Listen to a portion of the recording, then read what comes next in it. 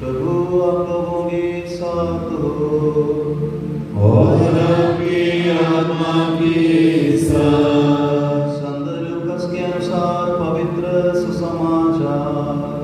हे प्रभु तेरी महिमा हो।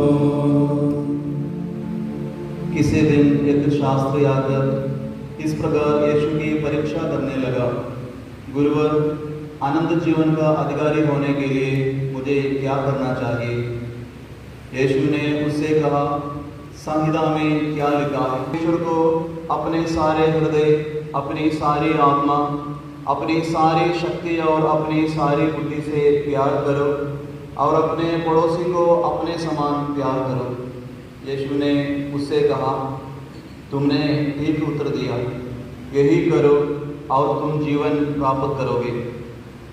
इस पर उसने अपने प्रशंसक यरूशलेम से यरीको जा रहा था और वह डाकुओं के हाथों पड़ गया। उन्होंने उसे लूट लिया, घायल किया और अधमरा छोड़कर चले गए। संगियों के एक याजक उसी राह से जा रहा था और उसे देखकर कतरा कर चला गया। इसी प्रकार एक लेवी वहां आया और उसे देखकर वो भी कतरा कर चला गया। इसके बाद एक समारी यात्री वहां आया और उसे देखकर उसको तरस हो गया।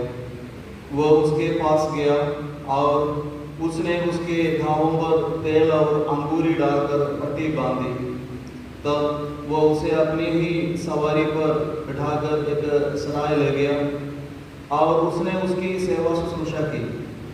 दूसरे दिन उसने 2 दिनार निकालकर मालिक को दिए और उससे कहा, आप इसकी सेवा शुश्रूषा करें।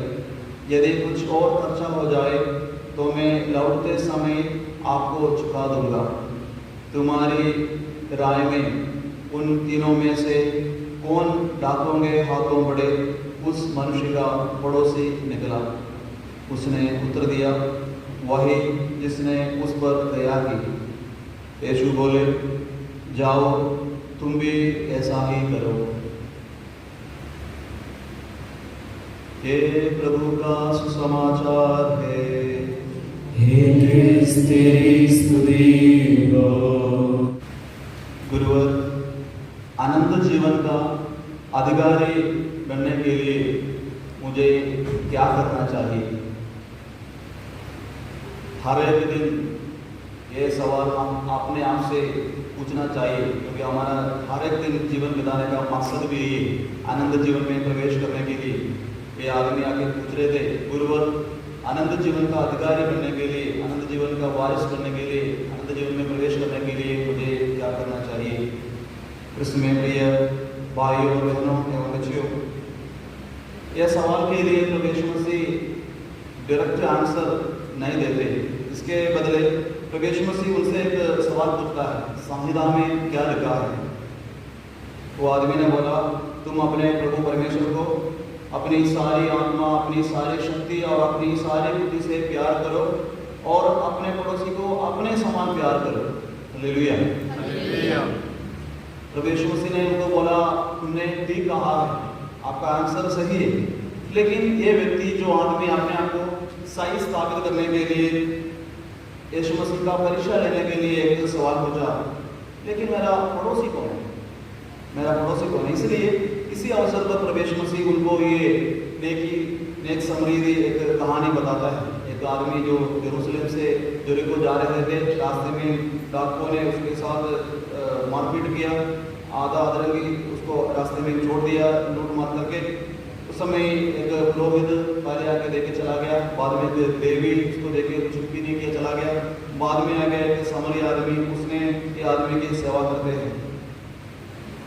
ये जो नेक सामरी की ये दृष्टांत आज हमें समझाता है, बताना चाहता है हम सभी कलीसिया में क्या करना चाहिए। हमारा ये जो जीवन का जो इस समय स्थिति में है, उस समय हमें भी क्या करना चाहिए? What we are suppose to do here on earth. जो हमें करना चाहिए, तो हम सभी बहुत कुछ करते हैं, लेकिन जो हमें करना चाहिए वही चीज़ें ये नेक समरी की संहिता द्वारा, ये जो दृष्टांत द्वारा प्रभु यीशु मसीह हमें बताना चाहता है। आज के ये दृष्टांत में, कहानी में काफ़ी लोगों को हम देख सकते हैं। हमें भी पहचानना चाहिए, मालूम होना चाहिए उसी में से मेरा रोल क्या है, कौन सी व्यक्ति जैसे है मैं।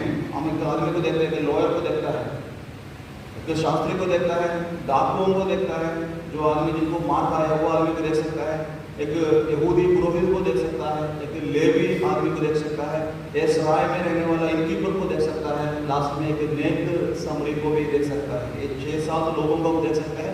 उसमें से मेरा स्वभाव कैसे है, इनके जैसे कैसे मैं व्यवहार करता है। ये जो आदमी शास्त्री लॉयर, ये suppose to know the rules and regulations. ये शास्त्री आदमी सारे नियम का पालना कैसे करना सब कुछ मालूम था, फिर भी उसने प्रभु यीशु मसीह की परीक्षा करने के लिए ऐसे सवाल उठाता है। इसलिए प्रभु यीशु मसीह उनको बताया, आपको नियम मालूम है, लेकिन नियम का मतलब कौन से मकसद के लिए, पर्पस के लिए नियम बनाया है, वो मकसद आपको पता नहीं है। ये मकसद द्वारा प्रभु यीशु मसीह उनको सच्चा पड़ोसी कौन है ये समझाने के लिए प्रभु यीशु मसीह कोशिश करता है। वो भी हमें समझना चाहिए। ये लॉयर, उसने अपने आप के बारे में सोचा होगा कि पढ़ा लिखा आदमी है, शास्त्री है। कभी कभी ये लॉयर के जैसे हमारा स्वभाव भी ऐसा होता है, मुझे सब कुछ मालूम है, फिर भी जो जानकारी मुझ में है ये सोच के दूसरों को मजाक उड़ाने के लिए वो मेरे से अनपढ़ है, उसको कुछ को मालूम नहीं है। कभी कभी ऐसे सोच हम भी रखता है लॉयर के जैसे। दूसरी है डाकू लोग। डाकू लोग वही है, जो चीज़ उनका नहीं है दूसरों को चीज़ लेने के लिए, लूटने के लिए, चोरी करने के लिए कोशिश करता है। ये 9वां हुक्म की विरुद्ध है ये लोग, जो डाकू लोग करता है। हमें भी ऐसे स्वभाव है कि जो मेरा नहीं है दूसरों को चीज़ लेने का इच्छा करता है। तीसरा आदमी है जो मार खाया आदमी।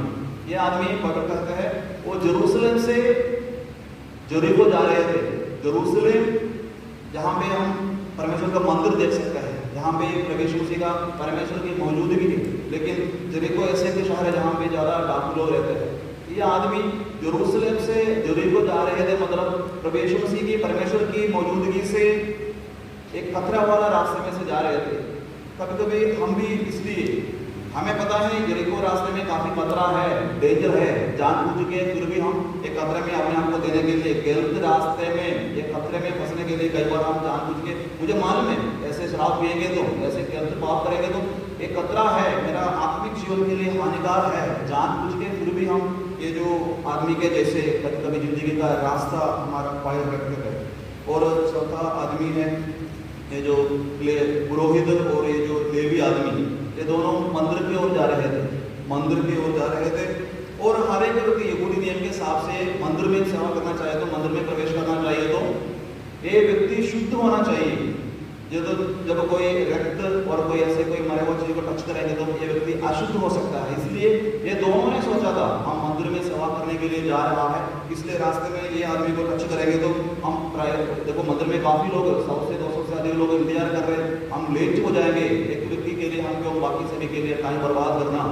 कभी कभी हमें ऐसे सोचता है, दूसरों के लिए क्यों हम टाइम वेस्ट करना है। इसलिए वो लोगों ने सोचा ये मेरा नहीं, मेरे पीछे आने वाला कोई भी व्यक्ति मदद करेंगे सोच के, ये मेरा ड्यूटी नहीं है, रिस्पॉन्सिबिलिटी नहीं है समझ के उन्होंने सोचा मेरा रिस्पॉन्सिबिलिटी इज प्राइम, जो जिम्मेवारी मेरे ऊपर सौंपा है वो ही करना है, इसके सामने और कोई चीज़ हम देखते नहीं है। ऐसे सोच के ये दोनों भी चला गया।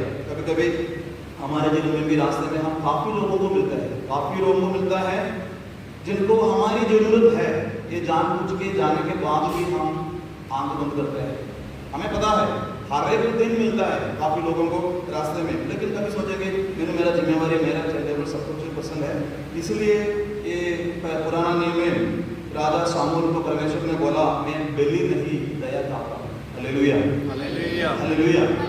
मैं बेली नहीं दया चाहता हूँ। चर्च में आके प्रार्थना करने के अवसर पर हमारे दिल में ये दया का भाव नहीं है तो परमेश्वर के लिए जो बलि चढ़ाता है, उत्पत्ति के पुस्तक से आबेल हव्वा, ये आदम और ईव की कहानी शुरू से ही हम बताता है, ये बिना दिल जब खुश नहीं है, आबेल की बलि स्वीकार किया, दूसरों ने स्वीकार नहीं, शुरू से ही जो बलि चढ़ाते आया, जब हम बलि चढ़ाने के लिए आता है हमारे दिल में ये खुशी होना चाहिए, इसके बिना हम जितना मर्जी सेवा करेंगे तो कोई फायदा नहीं है। इसलिए ये जो दया, अनुकंपा की कंपैशन आना चाहिए तो सबसे पहले सीइंग, फीलिंग, एक्टिंग, पहले देखना चाहिए, देखना चाहिए, देखेंगे तो ही हम थोड़ा सा फीलिंग आएंगे जो गिरा पड़ा है उनके ऊपर, अगर ये जैसे अनुकंपा दिखाएंगे तो हम उसके लिए कुछ करने के लिए भी सोचेंगे। लेकिन दूसरों की दुख दर्द देखने के लिए ये किसी दुनिया में किसी के पास भी टाइम नहीं है, सच्चाई तो वही है। हम सभी सुबह से लेकर शाम तक बहुत भागदौड़ करते हैं।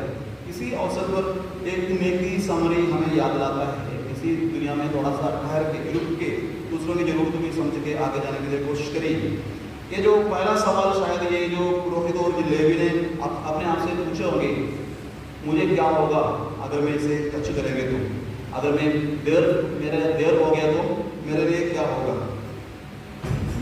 दूसरों के लिए कुछ भी होवे मेरे को कुछ होना नहीं चाहिए। ऐसे कुछ सोच हमारे मन में है। काफ़ी लोग जानबूझ के भी सेवा करने के लिए, मुझे पता है आज देखो रास्ते में आ गया, हम चर्च में आने के टाइम रास्ते में एक आदमी पैदल आ रहे थे, चल के आ रहे थे, मेरे पास गाड़ी है, साधन है, मुझे पता था गाड़ी में जगह है, किसी को जगह दे सकते थे, बिठा सकते थे, उसकी जरूरत है, मैं यही बोल रही थी, सिर्फ एक एग्जाम्पल बोल रहा हूँ। जैसे हजारों एग्जाम्पल है जो हम करना चाहिए कर सकते थे, लेकिन हम बोलेंगे कोई बात नहीं, वो ये मेरा गाड़ी है, महंगा गाड़ी है, क्यों बिठाना है। ये नहीं देखते वो धूप में आ रहे, बारिश में आ रहे, ऐसे कोई सोच नहीं है। लेकिन हमें ये चीज़ आज समझना चाहिए, ये जो नेकी सामरी परमेश्वर सब कुछ देखता है, देख के जो हमारे काम के लिए हमें जरूर अनुग्रह आशीष प्रदान करेगी। और ये 15वां आदमी है, ये जो सराय वाला इनकी पर जो आदमी, उसने जो सेवा स्वीकार किया उसका पैसा लेके जाता है। देखो इधर ये जो आदमी, नेक आदमी, वो बोल रहे थे मैं वापस आने के टाइम अगर ज़्यादा खर्चा हो गया तो मैं वापस आने के टाइम आपको पैसा दूंगा। देखो इसने, ये जो नेक आदमी ने, नेक सामरी ने अपने खर्चा करके अपना टाइम निकाल के इसकी सेवा किया, इनके पर को दिया, उनको भी सोचना चाहिए एक इसके साथ कोई लेना देना नहीं है। अगर आज के टाइम में भी यही होता है, अगर मैं रास्ते में किसी कोई व्यक्ति को, एक्सीडेंट होने वाले व्यक्ति को, कोई बीमार आदमी को हॉस्पिटल में कहीं लेके जाएंगे तो मेरा टाइम, मेरा पैसा, मेरा खर्चा सब कुछ हो जाएगा, सोच के कोई नहीं करता।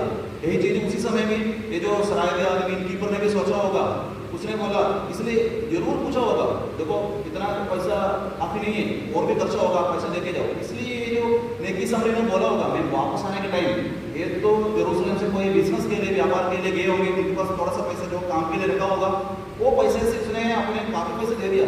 उसने सोचा होगा मैं बिजनेस करके थोड़ा सा जो चीज़ लेने के लिए प्लान किया था उसमें से आधा चीज़ लेके वापस आने का टाइम ये आदमी को सेवा करेंगे। ये इनके ऊपर भी सिर्फ वही सेवा करते हैं जो पैसा हम देता है। आज भी हम हॉस्पिटल में जाएंगे तो एक डॉक्टर को 5 मिनट के लिए मिलने के लिए 300 रुपये 500 रुपये खर्चे, आज भी उस समय भी पैसे के डॉक्टर के सामने तो कोई ट्रांसफर नहीं देते कोई भी हॉस्पिटल में। उस समय भी यही आदमी ने भी छोड़ा नहीं होगा, इसलिए बोला वापस आने का टाइम। हम भी दूसरों को तब सेवा करते हैं जब हमारे जेब भर के पूरा पैसा है, साधन है, सब कुछ है। हमारा खुद का खर्चा, खुद का मेहनत का पैसा से दूसरों को सेवा कितना लोग करने के लिए कोशिश करते हैं। हम सभी जब ज़्यादा सब कुछ हमारे पास सेवा करते हैं, लेकिन मेरा जो 100 रुपये में उसमें से 10 रुपये किसी को देने के लिए वो जरूर समझे देने के लिए। इसलिए ये जो नेक समरी हमारे सामने पेश करता है, ये प्रभु यीशु मसीह आप है। ये जो गुड समरी है, नेक समरी, ये प्रभु यीशु मसीह आप है। इसने ये नहीं सोचा, दूसरे लेवी ने और प्रभु ने ऐसे सोचा था मुझे क्या होगा। ये यहाँ पे प्रभु यीशु मसीह खुद इस तरह सोचता है, अगर मैं रुक के इसकी सेवा नहीं करेंगे तो किसको क्या होगा। हालेलुया, हालेलुया, ऐसे सोचता है, अगर मैं नहीं रुकेंगे तो कौन सेवा करेंगे। इसलिए यीशु मसीह का उसने ये नहीं देखता मेरा कॉस्ट कितना है, मेरा टाइम और पैसा, जो मेरा जानवर, कुछ भी खर्चा ये नहीं सोचते। प्रभु यीशु मसीह का दिल भी ऐसा ही है। हर एक हमारे जीवन के हर एक हालत में, सिचुएशन में प्रभु यीशु मसीह आता है। हमारा जीवन, हम अगर कोई भी जगह पे गिरा पड़ा है तो, अगर पाप के हालत में है तो हमेशा प्रभु यीशु मसीह एक नेक समरी के रूप में हमारा सेवा करने के लिए, हमें मदद करने के लिए हमेशा हमारे पास आता है। इसलिए हमें सोचना सच चाहिए कि नेकी समरी कैसे अलग है दूसरों के सामने। ये नेक समरी उसने देख लिया है। काफ़ी लोग रास्ते में चला गए, बाइबल से 3-4 व्यक्ति के नाम ले रहे हैं। ये एक आदमी ने उसने देख लिया है, उसने देख लिया ये कोई मेरे लिए कोई बेड़ा नहीं है, ये मेरा ब्रदर है, मेरा भाई है, ऐसे एक सोच होना चाहिए। उसने सोचा, उसने देख लिया। काफ़ी चीज़ हम देखते नहीं, इसके बाद देखने के बाद कंपाशन, दया से अनुकंपा से उसका दिल भर आ गया। उसने ऐसे नहीं सोचा मुझे क्या लेने देना ये आदमी के साथ, मेरा काम का मतलब है, इसलिए कि उसका दिल भर आ गया है। अगर अगर किसी के दिल भर आ गया तो जरूर कुछ ना कुछ करने के लिए कोशिश करेंगे। इसलिए वो आदमी अपना जानवर उठ के उसके पास गया, पट्टी बांधा और अपना धाकस से उसका जख्म में पेड़ मिला के उसके बाद उसके जानवर को ऊपर रख के सराय में लेके गया। उसके बाद उसको हाथ में सौंपने के बाद बोला मैं वापस आने का टाइम बाकी भी पैसे देंगे इतना। ये आदमी अलग है, प्रभु यीशु मसीह ऐसा ही है, प्रभु यीशु मसीह का दिल ऐसा ही। इसलिए आज प्रभु यीशु मसीह हम सभी से सिर्फ एक सवाल होता है, क्या आप भी मेरे लिए मेरे जैसे एक नेक सामरी बन सकते हो? क्योंकि प्रभु यीशु मसीह हमसे कुछ हमें बताया है, जब कभी भी आप कोई भी गरीबों की सेवा करता है तुम सचमुच मेरी ही सेवा करता है। आज भी हम एक नेक सामरी बन सकते हैं दूसरों की गरीबों की सेवा करने के अवसर पर। Hallelujah, hallelujah. इसलिए ये आदमी ने सवाल पूछा था, कौन मेरा पड़ोसी कौन है? हमें भी सोचना चाहिए, हु इज माय नेबर, मेरा पड़ोसी कौन है? हर एक व्यक्ति, शायद मेरा परिवार में होवे, मेरा चर्च में होवे, मेरा समाज में होवे, मेरा सोसाइटी में होवे, मेरे नेबरहुड में कहीं भी होवे, जिनको मेरी जरूरत है, जिसको मैं मदद कर सकता है, हर एक व्यक्ति को मेरी जरूरत है। हर एक व्यक्ति जिनको हमारी जरूरत है वो सारे हमारा पड़ोसी बन सकता है।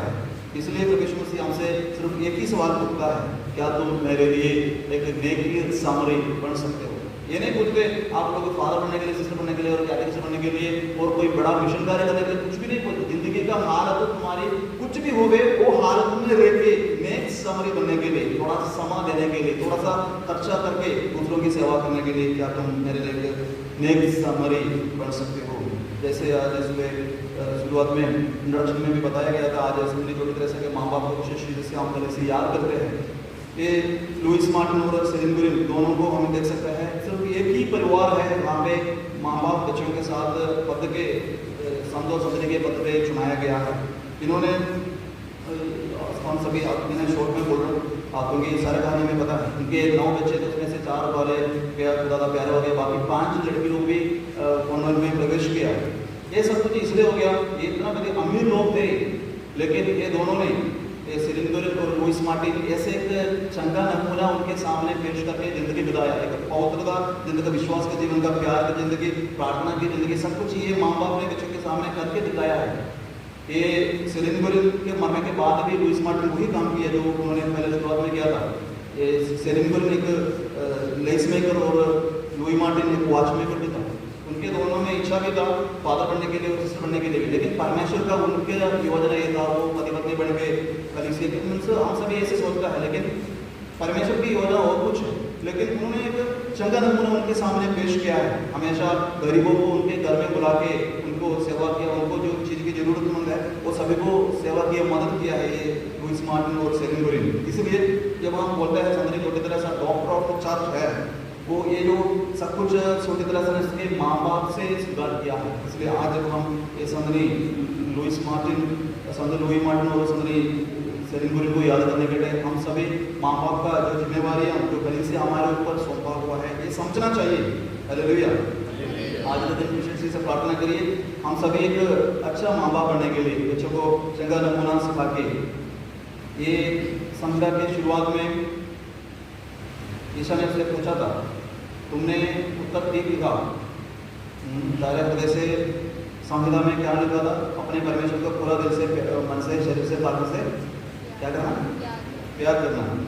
ये यीशु मसीह ने उनको ये बोला, आपको नियम मालूम है, आप सभी को, हम सभी को नियम मालूम नहीं है, लेकिन ये काफ़ी नहीं है कि आपको इस चीज़ के बारे में जानकारी है, लेकिन प्रैक्टिकल लाइफ में अप्लाई करना है। आप पूरी दिल से, ताकत से परमेश्वर को प्यार करना है। जैसे आप अपने आप को प्यार करता है वैसे अपने पड़ोसी को भी प्यार करना है। इसलिए ये कहानी के अंत में प्रभु यीशु मसीह, ये आदमी पहले यीशु से पूछा था मेरा पड़ोसी कौन है, लास्ट में प्रभु यीशु मसीह उनसे उल्टा ये सवाल करता है, तुम्हारी सोच में उन दिनों में से कौन रातों के हाथों में पड़ा, उस मनुष्य का पड़ोसी निकला। यीशु मसीह कहानी बताने के बाद वो आदमी से पूछा है, तुम्हारे सोच में इसमें से कौन थोड़ा नेबर, थोड़ा पड़ोसी बना? उस समय आदमी ने बोला, जिन्होंने इसने उस पर दया की है। हालेलुया। तो यीशु मसीह ने ये नहीं बोला, ये आपने सही आंसर दिया। तो यीशु मसीह उसके सामने एक दावा करता है, चैलेंज करता हूँ, तुम भी जाके ऐसा ही करो, सिर्फ सुन के जाने के लिए नहीं, ऐसे ही करना है। देखो आज के समाज में देख सकते हैं सिर्फ इधर नहीं है। अगर हम एक दूसरे के लिए एक चंगा बढ़िया नेक सामरी जैसे नहीं बनेंगे तो और कोई व्यक्ति आके हमारे लोग मत करेंगे। जब कलीसिया में चर्च में कोई भी भाई बहन को ईसाई लोगों को किसी को कोई जरूरत पड़ेगी तो हमारे ही लोग मदद नहीं करेंगे तो बाहर से लोग आके दिखाएंगे मैं नेक सामरी सोच के मदद करने के लिए आएंगे, लेकिन वो लोग आके एक बार उसने हमारे समाज के बीच में घुसेंगे, इसके बाद डिविजन क्रिएट करने के लिए कोशिश करेंगे। लेकिन हम सोचेंगे वो सारे हमारे लोग से भला लोग हैं। जब हम नेक सामरी नहीं बनेंगे तो दूसरे लोग उसका फायदा उठाएंगे। ये सच्चाई भी समझना चाहिए। एग्जाम्पल काफ़ी है, बोलने का था। Hallelujah hallelujah. इसलिए आज हमें जैसे मैं शुरुआत में बोला था, आज हमें प्रभु यीशु मसीह हमारा बुलाहट के द्वारा क्या करना चाहता है। देखो ये जो स्टोरी में हमें मिल गया है, लव गोस बियॉन्ड बाउंड्रीज। ये जो सामरी और यहूदी लोगों के बीच में हमेशा दुश्मनी थे। ये जो सामरी आदमी को इसकी मदद करके कोई भी जरूरत नहीं था, टच भी नहीं कर सकते, ये लोग आपस में बात भी नहीं कर सकते। आप लोग संत यूहन्ना के सुसमाचार के 4वां भाग में सुन सकता है, एक सामरी आदमी के सामरी स्त्री के साथ यीशु मसीह मुंह के किनारे बैठ के बात कर रहे थे। इनके बीच में कोई रिश्ता नहीं था, बात भी नहीं कर सकते थे। ऐसे एक दुश्मनी था यहूदी और सामरी लोगों के बीच में। वहां पे एक सामरी आके यहूदी की सेवा करते थे। ये मतलब ये नेक सामरी प्रभु यीशु मसीह का दिल दिखाता है कि हम सिर्फ हमारे लोगों को नहीं, बाकी सभी हमारे लोग हैं। इसलिए सभी लोगों को प्यार करने के लिए लव गोस बियॉन्ड बाउंड्रीज। और दूसरा है religious appearance is not enough. हम दूसरों के सामने पुरोहित है, फादर है, ईसाई है, ऐसे एक हमारा कॉस्ट्यूम से दिखा के कोई फायदा नहीं है। ये लोग सेवा करते थे लेकिन इनको देख के चला गया। Faith without love is empty. हम बोलते हम प्यार करते लेकिन कोई विश्वास नहीं है। ऐसे दिखाव का काम सही नहीं है। इसलिए हम कई बार सोचते हैं हमारा धर्म को आगे लेके जाना है। धर्म को नहीं, परमेश्वर की प्रभु यीशु मसीह की शिक्षाओं को लेके जाने के लिए कोशिश करें। और हम ये दया की कमी कभी होना ना चाहिए। दया लेके जाने वाला, अनुकंपा दिखाने वाला लोग बनने का जरूरत है। जैसे बाकी लोगों ने सोचा था हमें देर होगा, चर्च में पहुंचने के लिए टाइम लगेगा, ये सामान्य आदमी भी सोच सकता है ये मेरा पड़ोसी नहीं है, मैं इनके साथ कोई लेना देना नहीं है। ओके, मैक्सिमम वो आदमी इतना सोच सकते थे कि इसके सामने खड़े होकर बेटा मैं आपके लिए प्रार्थना कर रहा हूँ, ठीक है, थोड़ा प्रार्थना करके आराम से चले जा सकते थे। लेकिन ऐसे नहीं, दया अनुकंपा से भरने के बाद वो आदमी रिस्क लेता है, सब कुछ उनका सारे साधन उनको देता है। एक गॉड हिज हैंड्स डर्टी, थोड़ा सा रिस्क लेके उसकी सेवा करने के लिए, खर्चा करने के लिए कोशिश करता है। इसलिए आज भी हमें सोचना चाहिए प्रभु यीशु मसीह भी नेक सामरी होके हमारे लिए सब कुछ त्याग दिया है, कुर्बान किया, अपने आप को दिया है। इसलिए आज भी हमारे सामने सड़कों में, वहाँ पे यरूशलेम के यरीको के रास्ते में आदमी गिरा पड़ा है, वैसे आज भी हमारे आंखों के सामने सड़क में काफ़ी लोग गिरा पड़ा है। आज के समय में भी काफ़ी लोग हैं जिनका आवाज़ नहीं है, काफ़ी लोग दबाए हुआ है, लोग अधिकारी लोगों की वजह से और कोई जमीन के इशू की वजह से और कोई करोड़ की वजह से जिनके पास आवाज़ नहीं है, कोई भी नहीं है मेरे लिए शब्द वॉइस उठाने के लिए, ऐसे लोगों को हम सेवा कर सकता है। और काफ़ी बुजुर्ग लोग हैं जिनके घर में आजकल एक शौक बन गया है बच्चे लोग विदेश जाने के लिए, इसलिए माँ बाप घर पे अकेले हो जाते हैं, कई बार अकेले हो जाते हैं, उनको देखने के लिए भी कोई है नहीं, तो भी ये जो सड़क में अकेले हो गया आदमी जैसे है। और जो आदमी हमारे साथ एक साथ कोई भी हॉस्पिटल में, स्कूल में, कहीं भी हो गए, एक साथ काम करने के आदमी के दिल में एक दुख है, निराशा है, वो समझ के उसके साथ देने के लिए भी एक नाइबर बनने के लिए, पड़ोसी बनने के लिए प्रभु यीशु मसीह आज हमें बुलाता है। और मैं पूर्ण स्टूडेंट होके मेरे से जो कमी है, मिस्टेक है, ये भी समझ के उसको साथ देने के लिए भी एक चंगा नेकी सामरी बनने के लिए प्रभु यीशु मसीह हमें बुलाता है। इसलिए हम एक कहानी सुनने के टाइम एक अंत में कैसे नहीं बोलना ये शाबाश, अच्छा है, बढ़िया है, वो नेक सामरी उसने बढ़िया किया है, उसकी तारीफ करने के लिए नहीं है। प्रभु यीशु मसीह हमें हम सभी को बुलाता है खुद एक नेक सामरी बनने के लिए। प्रभु यीशु मसीह से प्रार्थना करिए ताकि हमें भी ये अंत मिल जाए।